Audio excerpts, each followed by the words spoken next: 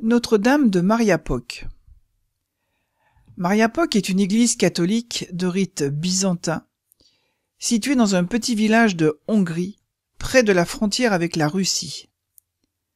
Cette église est devenue un sanctuaire haut lieu spirituel de la Hongrie.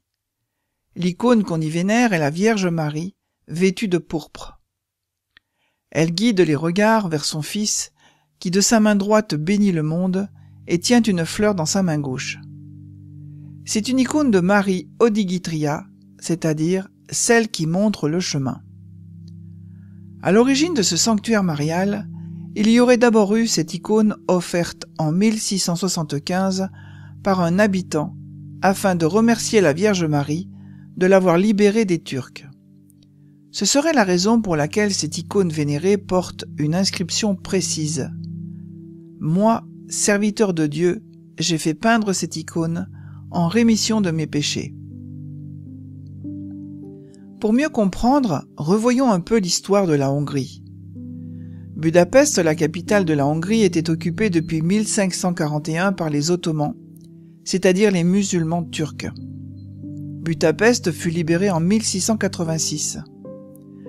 En 1693, l'empereur Léopold Ier renouvela l'acte national de confiance à Marie. Nous sommes le 4 novembre 1696. Les fidèles qui assistaient à la Sainte Messe, dans l'église gréco-catholique du village, virent soudain la Vierge de l'icône Odigitria verser des larmes. Le phénomène, qui se répéta jusqu'au 8 décembre 1696, fut constaté par une foule innombrable, accourue non seulement des environs, mais aussi des pays voisins.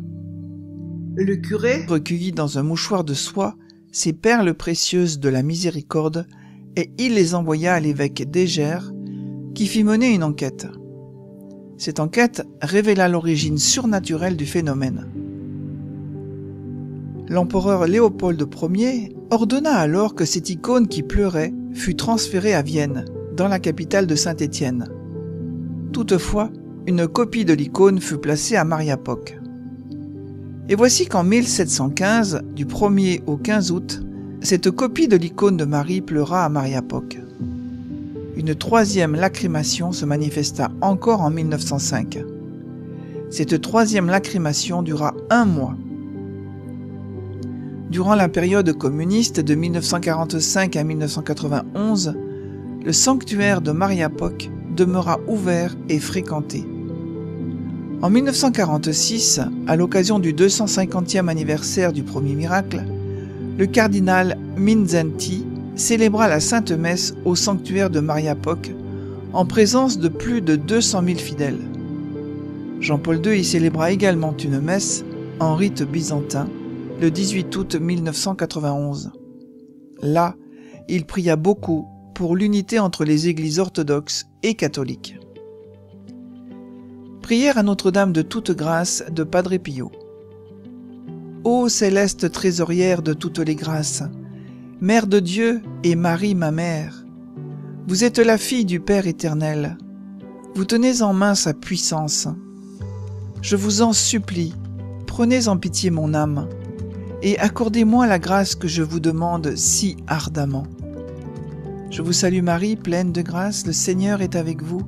Vous êtes bénie entre toutes les femmes, et Jésus, le fruit de vos entrailles, est béni. Sainte Marie, Mère de Dieu, priez pour nous pauvres pécheurs, maintenant et à l'heure de notre mort. Ô miséricordieuse dispensatrice des grâces divines, très sainte Vierge Marie, vous êtes la mère de l'éternel Verbe incarné, qui vous a couronné de son immense sagesse. Regardez la grandeur de ma douleur, et accordez-moi la grâce dont j'ai tant besoin. Je vous salue Marie, pleine de grâce, le Seigneur est avec vous. Vous êtes bénie entre toutes les femmes, et Jésus, le fruit de vos entrailles, est béni. Sainte Marie, Mère de Dieu, priez pour nous pauvres pécheurs, maintenant et à l'heure de notre mort. Ô très aimante dispensatrice des grâces divines, épouse immaculée de l'Éternel Esprit Saint, très sainte Vierge Marie, qui avait reçu de lui un cœur qui prend en pitié les malheurs humains, et qui ne peut s'empêcher de consoler les affligés. Hâtez-vous de vous occuper de mon âme, et accordez-moi la grâce que j'attends avec pleine confiance de votre immense bonté. Je vous salue Marie, pleine de grâce, le Seigneur est avec vous.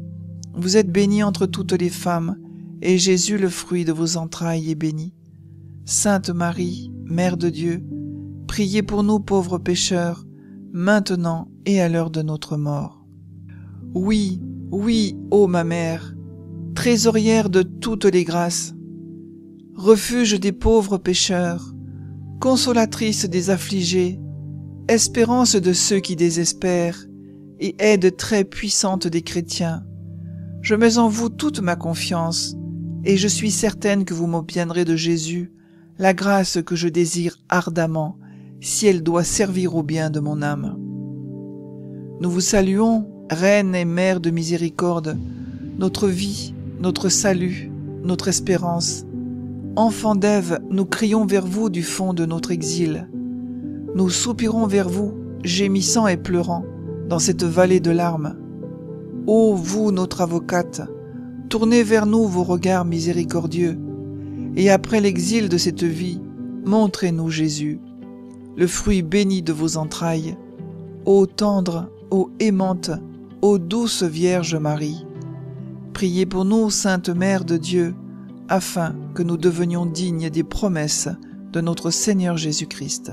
Amen.